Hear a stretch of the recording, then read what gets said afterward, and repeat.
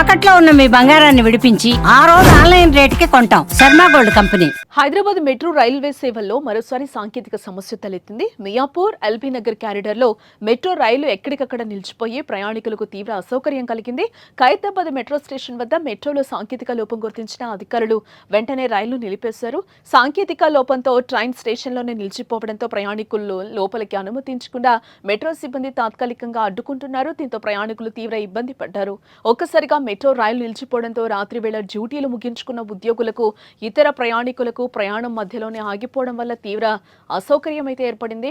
ప్రయాణికులు సోషల్ మీడియాలో కూడా అసంతృప్తిని వ్యక్తం చేస్తున్నారు. కేవలం 4 రోజుల వ్యవధిలో మెట్రో రైలు సేవలో అంతరాయం ఏర్పడటం గమనార్హం. మొన్న 15 నిమిషాలు రైలు ద్వారాలు తెరుచుకోకపోవడంతో ప్రయాణికులు పడ్డ ఇబ్బందులు అన్నీ కావు. వెంటనే మెట్రో అధికారులు స్పందిస్తున్నప్పటికీ ఈ తరహా సమస్యలు తలెత్తకుండా చూడాలని ప్రయాణికులు కూడా కోరుతున్నారు. అలాగే వర్షం సమయంలో మాత్రమే ఇటువంటి సమస్యలను మెట్రో ఎదుర్కోవడం విశేషం.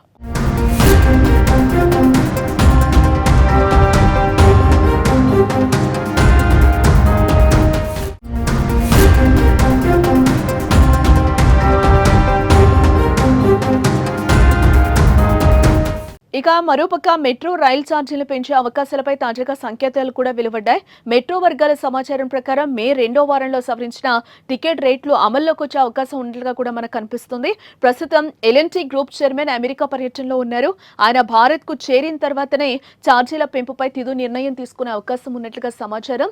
ఎల్ఎన్టీ హైదరాబాద్ మెట్రో సంస్థ ఈ టారిఫ్ సవరణలతో వార్షికంగా అదనంగా 150 కోట్ల వరకు ఆదాయం పొందాలన్న లక్ష్యంతో ముందుకు సాగుతోంది.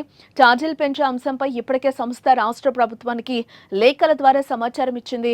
ప్రస్తుతం మెట్రోలో కనిష్ట టికెట్ ఛార్జీ 10 రూపాయలు కాగా గరిష్ట ఛార్జీ 60 రూపాయల వరకు ఉంది. ఈ గరిష్ట ధరను 75 రూపాయల వరకు పెంచే అవకాశాలైతే పుష్కలంగా కనిపిస్తున్నాయి. ఇటీవల నివేదికల ప్రకారం మెట్రో రైలు సేవలతో పాటు ప్రకటనలు, షాపింగ్ మాల్స్, అద్దె లాంటి ఇతర మార్గాల ద్వారా ఎల్ఎన్టీ మెట్రో సంస్థ ఏటా సుమారు 15,000 కోట్ల ఆదాయాన్ని అయితే నమోదు చేస్తోంది. అయితే మెట్రో నిర్వహణ, ఉద్యోగుల జీతాలు, బ్యాంక్ రుణాలు, వడ్డీలు వంటి ఖర్చులతో కలిపి సంస్థకు వార్షికంగా సుమారు 2,000 కోట్ల వ్యయం అవుతోందని మెట్రో వర్గాలు తెలిపాయి.